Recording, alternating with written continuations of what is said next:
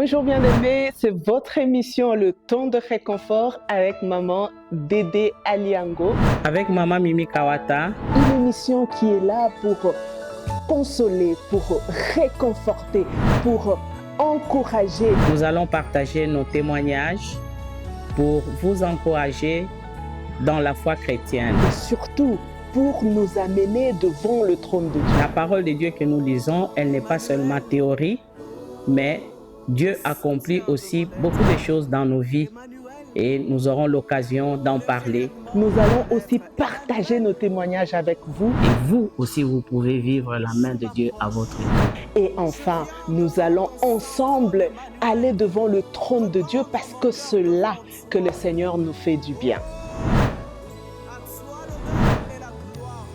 Vous servir, c'est notre devoir, mesdames, messieurs. Bienvenue à ce nouveau numéro de cette émission, Les Temps des Réconforts. Les Temps des Réconforts est une émission qui va apporter solution à vos problèmes. Vous qui êtes à la maison, qui regardez cette émission, vous êtes dans des situations très compliquées et cette émission vous est dédiée justement pour surmonter vos épreuves. Et en suivant cette émission, peut-être, pas peut-être, mais suivez cette émission, vous aurez des réponses aux multiples questions, problèmes qui vous dérangent. Et pour en parler, j'ai sur ce plateau maman Mimi Kawata, pasteur, mais aussi chef de travaux au niveau de l'Université Leadership Academia.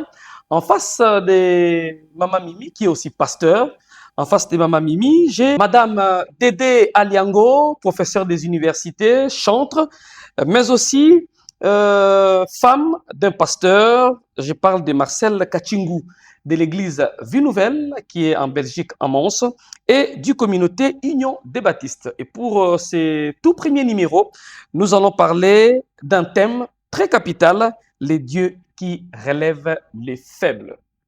Maman Mimi, pourquoi nous parlons d'un Dieu qui relève les faibles? Oui, nous voulons montrer par là que notre Dieu ne s'occupe pas seulement des hommes forts, mais il est le Dieu qui récupère aussi les hommes faibles, qui les transforme et les élève. Il les élève dans la société, il les élève dans les ministères, il les élève. Et donc, cette transformation-là d'un homme qui était très faible, que Dieu a récupéré, et comme il dit aussi dans Isaïe, il dit dans Isaïe 43, Jacob qu'il avait créé, mais Israël qui l'a formé. Quand tu prends Jacob et Israël, ce sont deux personnes différentes. Israël, c'était déjà, il a subi une transformation totale, mais Jacob, c'était un homme brut, je peux dire. Alors, Dieu a travaillé dans la vie de Jacob, et puis, nous allons aussi montrer comment il a fait avec nos vies. Ce n'est pas qu'il a seulement fait dans le personnage de la Bible, mais nous aussi, nous avons vu la main de Dieu et nous allons prendre cette parole de Dieu et montrer en pratique comment elle a pu transformer aussi nos vies pour aussi encourager ceux qui se retrouveraient dans les mêmes situations et savoir que notre Dieu relève. Madame Dédé Aliango, c'est quoi un homme faible et c'est qui un homme faible et vous parlez de quelle faiblesse? Alors, merci beaucoup pour la parole. En fait, ici, lorsqu'on parle de faiblesse, on voit la faiblesse comme un concept ou un mot qui est très large, qui a beaucoup de sens. On ne parle pas forcément de la faiblesse physique, c'est aussi une faiblesse. Mais ici, Isaac, c'est pas question de la faiblesse physique.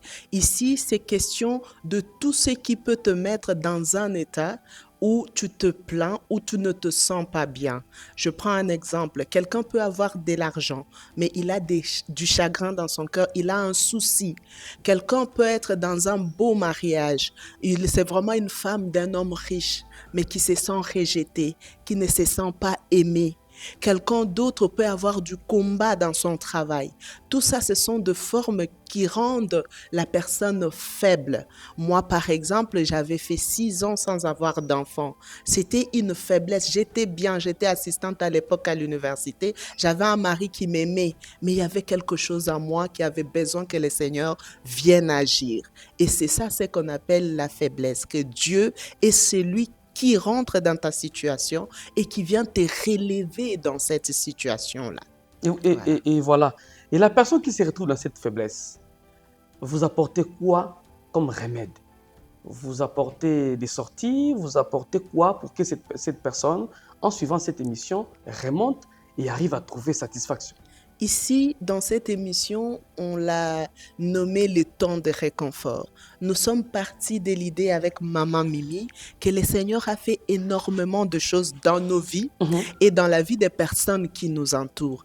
Et nous nous sommes dit, avec l'aide du Saint-Esprit, qu'il est temps qu'on proclame les dieux qui relèvent les faibles. Ça veut dire que la personne qui est dans cette faiblesse-là, nous, qu'est-ce qu'on va lui apporter? On va lui apporter notre témoignage. Comment ça s'est passé? Comment Dieu nous a relevés? On va lui apporter, elle est pasteur, je suis servante de Dieu. On va lui apporter la parole de Dieu parce que le plus grand réconfort, c'est la parole de Dieu. On va venir l'encourager. Ne reste pas dans ses pensées négatives. Relève-toi et fais confiance à Dieu. Et donc, l'ensemble de tout ce que nous faisons là, ça va lui permettre de se sentir bien, même s'il sera encore dans l'épreuve, il va tenir bon jusqu'à ce que la main de Dieu agisse dans sa vie. Maman Mimi Kawata, certainement vous avez des témoignages, mais avant de parler de témoignages, nous allons parler, je vais rebondir à la question. Vous estimez que les témoignages et la prière restent des voies qui peuvent apporter la solution à une personne qui nous suit et aux personnes qui nous suivent et qui ont des problèmes dans leur vie? Oui, la prière, c'est vraiment la solution. Parce que dans Psaume 27, je pense versets 4 et 5, on nous dit « Recommande ton sort à l'Éternel, mets en lui ta confiance et il agira. » Et pour que vous puissiez voir la main de Dieu, voir votre situation être échangée par Dieu, il faut prier. Et il faut aussi, parce que quand on dit recommande, comment tu vas recommander? C'est dans la prière que tu vas recommander ton sort, mais tu ne vas pas prier sans confiance. Tu dois prier en faisant confiance à Dieu. Et nous voulons aussi ranimer cette confiance de nos bien-aimés en parlant de nos témoignages, pour dire que cette parole est vraie parce qu'elle agit dans la vie des gens. Donc moi aussi, je pourrais vivre cela. Mais avant de vivre, vous êtes pasteur, est-ce qu'il y a des préalables? Est-ce qu'on doit d'abord recevoir Christ comme Seigneur et Sauveur, aller à l'église, payer sa dîme, d'abord être dans une situation de régularité avant, ou il faut seulement croire? D'abord, il faut croire. Avant d'aller donner la dîme à Dieu, il faut d'abord croire en lui. Et quand vous croyez en lui, Dieu, il écoute les prières. Quand vous priez, il va vous exaucer. Alors, maintenant que vous êtes croyant, vous avez des devoirs. Vous aurez le temps d'aller donner votre dîme et de le servir. Mais ici, d'abord, c'est dans une relation. Cette relation commence en croyant. Dieu dit, aussi, tu seras mon peuple et moi, je serai ton Dieu. Vous établissez une relation. Et cette relation, pour nous, c'est, nous ne sommes pas des enfants d'Israël qui, de par leur naissance, ils sont déjà le peuple de Dieu. Nous devons recevoir Jésus comme notre Seigneur et Sauveur. Et Jésus nous donne maintenant le droit de devenir enfants de Dieu.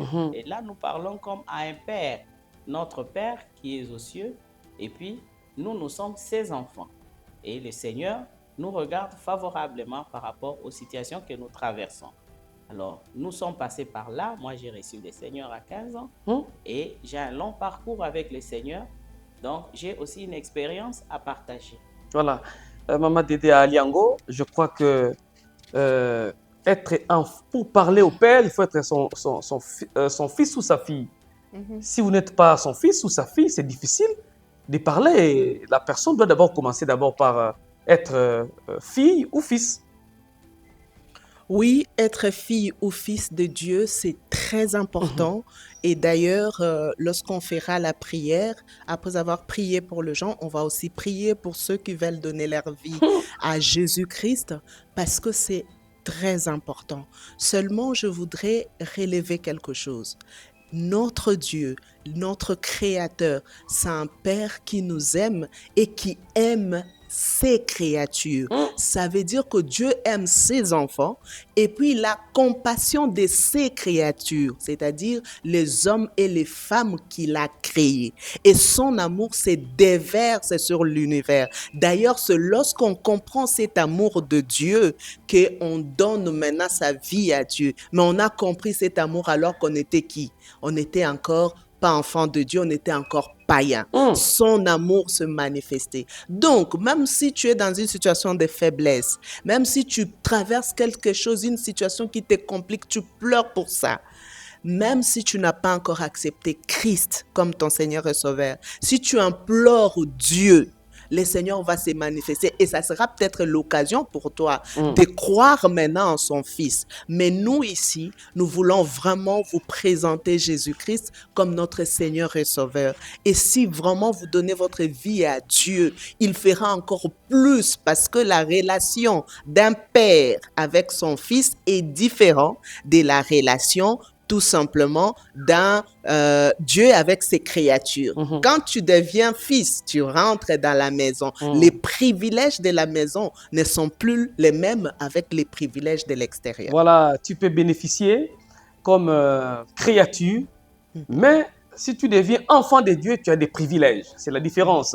Je retourne du côté de Maman Mimi Kawata, servante de l'Éternel, et aussi pasteur, mais aussi femme d'un pasteur.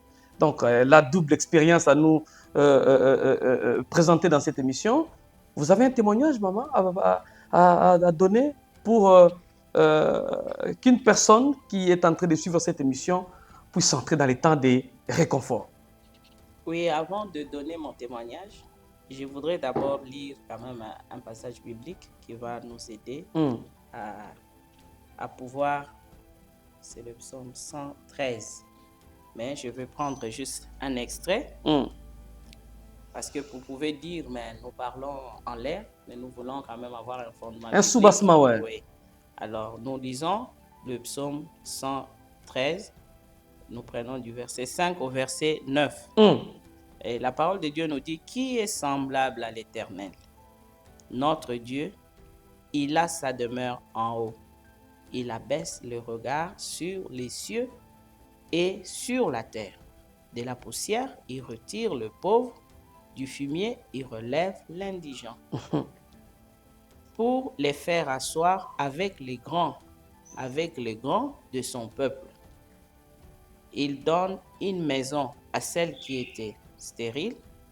Il en fait une mère joyeuse au milieu de ses enfants. Louez l'Éternel. Donc, peut-être qu'il y en a qui ont eu des enfants à leur manière, mais en tout cas, moi personnellement, Madame Dédé le dira aussi, que le Seigneur nous a fait grâce. Je suis passé par un temps de stérilité de 3 ans et j'ai eu mon premier enfant seulement la 4e année du mariage.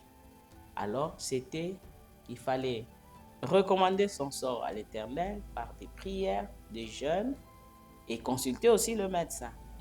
Et au bout de ces temps-là, nous avons vu la main de Dieu. Le Seigneur nous a libérés parce que nous nous sommes rendus compte qu'il nous a aussi révélé que notre progéniture était réclamée et que si on ne priait pas, on n'allait pas avoir des enfants. Et Dieu nous a fait grâce d'en avoir. Donc si aujourd'hui je regarde mes enfants, je sais que c'est vraiment un cadeau du ciel, un don de Dieu, par mes efforts, par mes connaissances, mes études ou par des médecins que j'ai vus, je ne pouvais pas. Parce que des fois, vous passez par des situations très confuses. Donc, on vous dit, madame, tu es normale, tu auras les enfants. Mais les années passent et ça ne vient pas. Maintenant, où est le problème? Personne n'arrive à détecter le problème. Ça dépasse même la médecine. Oui, ça dépasse la médecine parce que quand quelque chose aussi spirituel, la médecine ne va pas détecter. Et la médecine est un terme compliqué. C'est la prière. C'est la prière qui viendra appuyer la médecine pour que vous ayez la solution. Donner un pouvoir à ce que vous avez comme soins médicaux pour que vous puissiez en avoir. Il y a des femmes qui ont fini leur argent dans des hôpitaux, mais n'ont jamais eu d'enfants. Mais la grâce de Dieu peut faire que, même sans médicaments, tu puisses concevoir. Tu te réveilles un matin, tu es enceinte, tu ne sais pas comment, parce que Dieu te l'a donné. Donc voilà un peu, si je peux d'abord parler de ça. Et il est des dieux qui relèvent vraiment les faibles. Et quand je parle de l'indigent, dernièrement, nous sommes allés faire une croisade évangélique là où nous avons grandi. Et les équipiers avec qui nous étions ont vu où nous avons commencé et où nous avons vécu. Alors, s'il faut prendre les milieux où nous avons vécu et les milieux actuels, donc comme Il y a fossé. disent, il y a vraiment, les Quinois disent, il n'y a pas match. Alors, comment on est parti de là pour arriver ici? Il nous a pris dans la boue, le fumier, et il a fait de nous ses serviteurs, et il nous a fait asseoir parmi les grands. Témoignage. Oui, dernièrement, on a organisé une rencontre et il y avait des DG des entreprises qui sont venus. Tout le monde m'appelait. Et tu travailles où? Tu travailles à la fonction publique? Tu travailles à la présidence? Mais non, c'est juste dans le service de Dieu que Dieu nous connecte avec les grands. Et aujourd'hui, on peut appeler un grand, il répond positivement, mais s'il faut reculer plusieurs années avant, vous pouvez vous rendre C'était compte impossible. que impossible, pratiquement impossible. Il ne fallait même pas y penser. Non, il ne fallait même pas y penser. Et Dieu va vous donner même ce que vous n'avez pas demandé dans la vie. Même ce que vous n'avez pas demandé vous donne beaucoup de bonus, beaucoup de cadeaux. Mais quand on vous voit, Maman Pasteur, Mimi Kawata, les gens veulent devenir comme vous.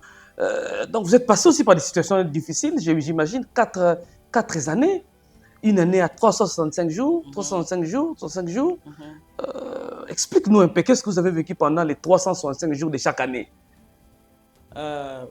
D'abord, tu te maries, converti à 15 ans, marié à 25 ans, je me doutais de rien. Donc, dans le Seigneur. Oui. Et tout est facile. Oui. Moi, je pensais que ça va rouler comme... Ça va rouler, vraiment, et ça ne sera pas difficile. Mais la première année aussi, comme j'étais en train de finir mon graduat, je n'avais pas vraiment ce souci-là d'avoir un enfant. Mais dès que j'ai fini, j'ai dit, mais je suis mariée il y a de cela une année. Ça ne vient pas. Maintenant, il faut que... Et je suis allé en retraite, et on a prié, et puis quand nous sommes sortis, rien du tout. Troisième année en plus. Deuxième année. Quatrième année en plus. Troisième année, quatrième année, mais la troisième année, vers la fin, c'est là que le Seigneur nous a amenés à lire certains livres qui nous ont montré comment le diable combat les enfants de Dieu. Ça nous a réveillés. Nous nous sommes engagés dans ces combats spirituels à prier et à jeûner pour avoir les enfants. Comme les Quinois disent, Babaneko tout kayote, tala nzambo salela. Voilà. Non, on le disait. Il y a une fois, une dame est venue à la maison, elle dit, maman Mimi, elle fait sa sieste. On dit, hé, baninga na ba problème bazar nango bazolala. Donc, elle arrive à avoir le sommeil. Malgré les problèmes qu'elle a, elle n'a pas d'enfant. Comment elle peut avoir le sommeil? Et puis, on te voit avec une robe, tu as mis une ceinture. On dit, jusqu'aujourd'hui, après autant d'années de mariage, tu mets la ceinture. Donc, la grossesse n'est pas là, tu vois. Donc, tu veux acheter les bananes, on dit, mais les bananes pour donner à qui? Tu n'as pas d'enfant, tu vas donner à qui? Donc, comme si ce ne sont que les enfants qui mangent les bananes, mais parce que... donc, on te pointe du doigt. Mais après, tu te dis, mais Seigneur, moi, je te sers. Et puis, tu dis, non, Dieu ne peut pas me priver un enfant, ça viendra. Mais ça viendra, le temps passe. Le temps passe, mais quand on s'est engagé à prier et à jeûner, et Dieu nous a ouvert les yeux. On a commencé vraiment à voir les combats là, dans nos rêves et tout ça, à prendre position dans la prière, et jusqu'à ce que le traitement du médecin a abouti à un avortement. Et j'ai rêvé qu'on me confisquait mon bébé, et j'ai compris qu'il y avait une main noire. Et voilà, et après, nous avons dit, maintenant, on doit, en suivant les traitements, on doit prier. Avant, c'était comme on est déjà en Christ, de nouvelles créatures, les anciennes choses sont passées. Et on ne suivait même pas les traitements de médecins, mais après, on s'est rendu compte qu'on suit les médecins. On suit les médecins sans la prière. Puis il fallait associer la prière. Sans la prière, j'ai conçu et j'ai avorté. Et c'est là que j'ai commencé à voir que non, voilà, on me confisque mon bébé, un garçon et tout ça. J'ai dit non, il y a eu la main noire. Et à cause de l'expérience, comme nous voulons aussi partager nos expériences, qu'on a vues dans ces livres-là, comment l'ennemi a poursuivi certains enfants de Dieu, comment la prière les a aidés. On dit non, j'ai fait le jeûne. D'abord, c'est papa qui a jeûné 10 jours. Moi, je prenais mes médicaments. Et au bout de vraiment des combats, maintenant là, c'était corps à corps, j'ai conçu notre premier enfant, et à qui nous avons donné le nom des défis Dieu est fidèle. Dieu est fidèle. Et après, tu allaites l'enfant, tu vas la sévrer, et puis Après, tu n'as plus de règles. Maintenant, comment tu auras le deuxième enfant? C'est parti. Et Toujours ça dans le vient- combat. Toujours dans les combats, ça change maintenant de forme. Et là, mon mari était tellement pris, il dit, si tu veux jeûner, jeûne, moi j'ai jeûné pour ma fille, moi ça me suffit. J'ai dit non, non. En tout cas, moi je dois avoir un autre enfant. Et vous avez continué. J'ai jeûné 3 jours, à sec, j'ai écrit dans mon carnet, Seigneur, je veux un fils. Et j'ai suivi le traitement du médecin et le Seigneur nous a donné ce fils-là. Merci. Et Voilà. Voilà. Ce En que tout Dieu cas, peut faire. ce sont des témoignages émouvants. Ceux qui vous suivent à la télé, ceux qui vous voient partout dans des conférences, et parce que c'est facile. Hein. Vous qui traversez la même situation que maman Mimi, pasteur, femme d'un pasteur. À l'époque, papa était déjà pasteur. Mais Maman il Mimi était- il était serviteur. serviteur de Dieu. Donc, il n'était pas encore ordonné. ordonné. pasteur. Mais il était déjà Déjà dans l'œuvre. dans le sacerdoce. Merci. Maman Dédé Aliango, vous avez aussi un témoignage à partager? Oui. Merci. Ouf. En fait, ce qui nous unit ici, c'est vraiment des témoignages. On a envie de partager avec le peuple de Dieu ce que Dieu est capable de faire. Et ce que Dieu est capable de faire vient de ce que nous avons vécu. Nous ne pouvons parler que de ce que nous avons Une vécu. expérience vécue. Voilà. J'ai vécu à peu près la même chose avec maman Mimi. Je vais ressortir certains aspects qui est souvent plus dur pour les femmes. Les regards des autres. Quand on entre dans le mariage, surtout dans notre culture africaine, quand on entre dans le mariage et que 6 mois, 7 mois, on ne te voit pas commencer à jeter La salive. alors on commence à poser des questions. Et on te voit avec un habit, un ventre un peu plus, voilà, ces jours-là, on commence à te dire, ah, est-ce qu'on peut déjà amener tel légume pour toi? Or, pendant ce temps-là, la personne est en train de souffrir parce qu'il ne voit pas encore ce qu'elle aimerait voir. Il y avait des moments où, en pleine nuit, je me réveille la nuit, je commence à pleurer. J'ai dit, Seigneur, j'ai été servi depuis mon jeune âge. Moi, j'ai accepté Christ à 13 ans. Et depuis 13 ans, j'ai commencé à servir Dieu. J'ai toujours été dans le choral, j'ai toujours été à l'église. Et j'ai vu la main de Dieu. Mais pourquoi est-ce que je n'arrive pas à avoir d'enfant? Donc ça, c'était des douleurs que seules les femmes qui traversent cela peuvent comprendre. Mais je t'ai dit que celui qui relève le faible est capable de suyer tes larmes et de te faire rire. Ça veut dire de te donner la joie au-delà de ce que tu espérais. Parce qu'aujourd'hui, quand on m'appelle maman, quand je vois mes enfants, quand je vois ces miracles de Dieu, personne ne peut plus venir me dire que Dieu n'existe pas. Et c'est ce que je veux te dire. Dieu existe et il te connaît, il connaît ton problème. C'est peut-être pas le problème d'avoir des enfants, c'est un autre problème, mais il te connaît. Je vais rebondir sur le psaume que maman Mimi a lu. Il relève du fumier les indigents pour les faire asseoir avec les grands. Aujourd'hui, on va dire à Madame Dédé, Maman Dédé, elle est professeure des universités parce que j'enseigne dans beaucoup d'universités, notamment l'université de Liège. C'est bien. Mais est-ce que tu connais l'histoire de Maman Dédé? Pour arriver là. Est-ce que tu connais l'histoire de Maman Dédé? Il y a eu celui que moi j'appelle dans mon adoration le planificateur. Ça veut dire que toi tu es là, tu es en train de vivre ta vie. Lui il est là, il est en train de planifier. Les connexions, passer par ici, tu trouveras là-bas et puis après, il va se glorifier. J'étais une jeune fille à qui on ne donnait pas beaucoup de chance dans la vie. J'étais une jeune fille qui était pratiquement rejetée. Dans la famille ou dans la société? Même dans la famille. Je ne sentais pas tellement l'amour. J'étais un tout petit peu rejetée. Il y a toute une histoire derrière que je raconterai une fois. Mais aujourd'hui, c'est juste qu'on ne me donnait pas la chance. Et dans mon parcours, je suis tombée malade. Un autre grand témoignage, jusqu'à ce que le médecin dit que j'allais plus guérir. Ils ont dit à mes parents que j'allais mourir. Et c'était des opérations, donc la parotomie, c'était une péritonite aiguë. Donc, on a ouvert. Donc, c'est tellement académique. Voilà, voilà. Les Quinois disent donc, bah, ça, si, bah, papier. éparpillé. Donc, c'était ça, c'est que j'ai vécu. Et les gens me le disaient. Papier, bon, est-ce donc, celle-là, comme on l'a opérée dans tous les sens, est-ce qu'elle va enfanter One épave. Épave. Et donc, cette épave-là évoluait, mais évoluait avec Dieu. C'est bien de connaître les Seigneurs quand tu es enfant, quand tu es jeune. Parce que la Bible est fidèle. Dieu est fidèle dans sa parole. Quand tu fais connaître à l'enfant la voix de Dieu quand il est petit, il ne s'en détournera pas et il verra les bénéfices. Et je continuais comme ça. Et c'est celle-là qu'on négligeait, c'est celle-là à qui on ne donnait pas beaucoup de chance, qui allait comme ça. Il passe par ici, ici, première de la classe, ici, là, et commence l'université. Ici, là, on la retient assistante. Ici, là, après 2-3 ans, elle obtient une bourse. Elle va étudier en Belgique. Elle termine son master.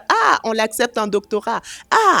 Aujourd'hui, du fumier. J'étais quelqu'un qui restait souvent derrière la maison en train de pleurer.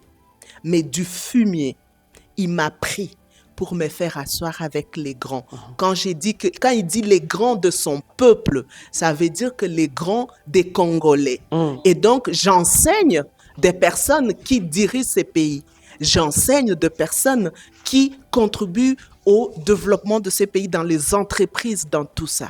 Ça, c'est ce que Dieu est capable de faire. Et donc, mon état là, c'était un état de faiblesse. Cet état de faiblesse-là, le Seigneur m'a pris, m'a relevé comme faible et il m'a positionné. Vous comprenez? Et c'est ce qu'il est capable de faire. Et c'est pourquoi, avec maman Mimi, on a dit, on ne s'était plus. On ne sait pas combien de temps le Seigneur nous donne. Mais il ne faudrait pas que ce que nous avons vécu, parte avec nous. Il faut qu'on proclame. Donc, vous partagez cette expérience qu'on encourage pour aider un homme, une femme qui est dans la même situation. Oui, de ne pas perdre courage, de ne pas perdre espoir. Tant que tu vis, il y a encore de l'espérance. Maman Mimi m'a dit, maman Dédé, il m'a écrit Ecclésiaste 9:4.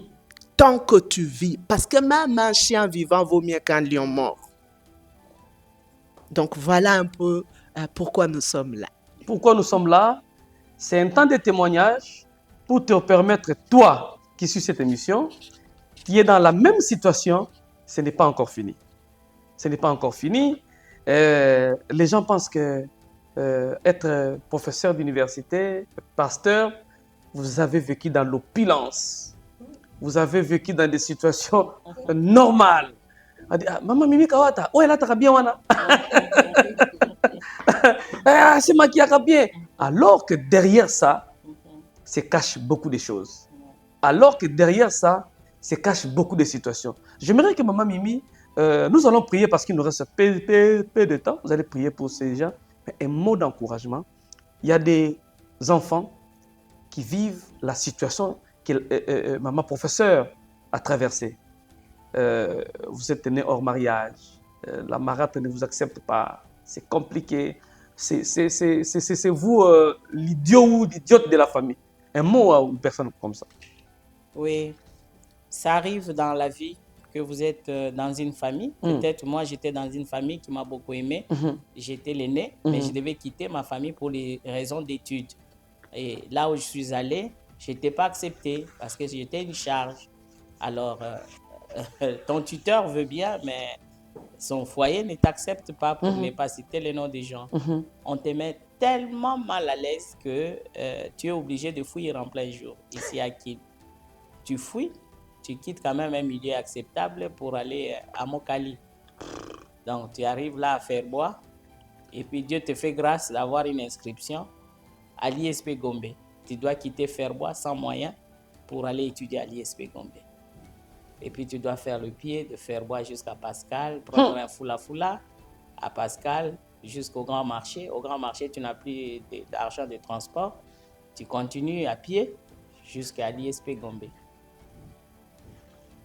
Alors, quand je parle de ça, cette maman Mimi que vous voyez en train de prier, Dieu l'a fait briller. Parce qu'il a dit, je vais t'enlever l'habit de deuil dans Ésaïe 61. Jésus dit, viens. Avec son onction, il est oint pour venir libérer les captifs et il nous fait briller. Il va te mettre une huile de joie, un habit de louange. Il t'enlève l'habit du deuil. Et il l'a fait dans nos vies. Donc, vous arrivez là, tu prends le flot. D'abord, comme tu dis qu'il y a des choses auxquelles on n'a pas pensé. Est-ce qu'on avait pensé qu'un jour on aurait une voiture, Vraiment. on aurait une Jeep? Et Non. tu ne pouvais même pas penser à la voiture parce que Non. là où il fallait mettre la tête, c'était d'abord compliqué. Très compliqué. Donc, sur les Kitikois. Donc, Voilà. alors, tu vois que, mais dans tout ça, si tu es avec Dieu, ton espérance n'est pas vaine et Christ en nous, l'espérance de la gloire. Quand tu as Christ, quel que soit ton état, tu peux aussi rêver grand, tu peux aussi espérer à de grandes choses dans la vie. Et on espérait en Dieu, mais ce ne sont pas les moyens qui manquaient pour aussi tendre la main à l'ennemi.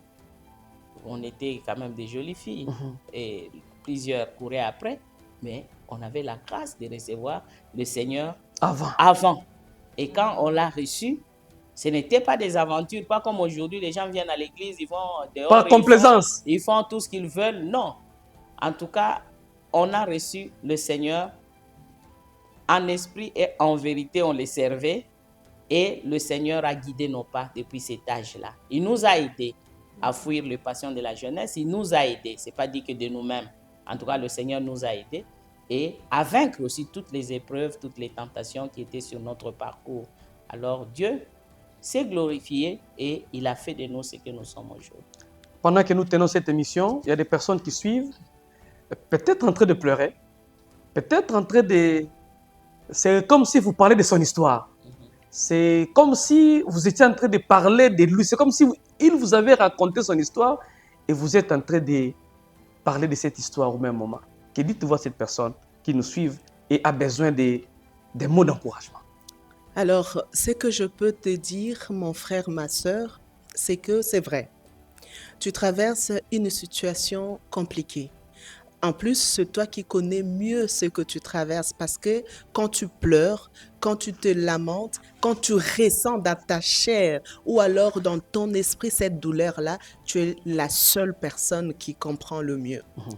Je ne peux pas mieux comprendre ce que tu traverses que toi. Par contre, je t'amène quelqu'un. Il s'appelle Jésus-Christ. Aujourd'hui, ce n'est pas juste parce qu'on a entendu parler de Jésus-Christ. Non, je t'amène le Jésus-Christ qui m'a rendu qui a fait de moi celle que je suis. Et il a fait de moi une mère alors que j'étais une stérile déclarée par les médecins. Il m'a redonné la vie alors que les médecins avaient dit que j'allais mourir. Il m'a pris de la poussière et aujourd'hui me permet de venir chez toi, d'entrer chez toi et de te parler. Essuie tes larmes, relève-toi.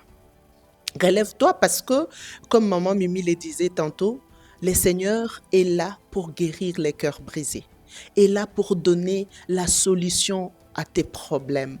Fais-lui juste un peu confiance. Tu sais, ce qui se passe souvent, c'est que quand on va vers Dieu, en fait, on y va avec nos imaginations de la solution qu'il faut.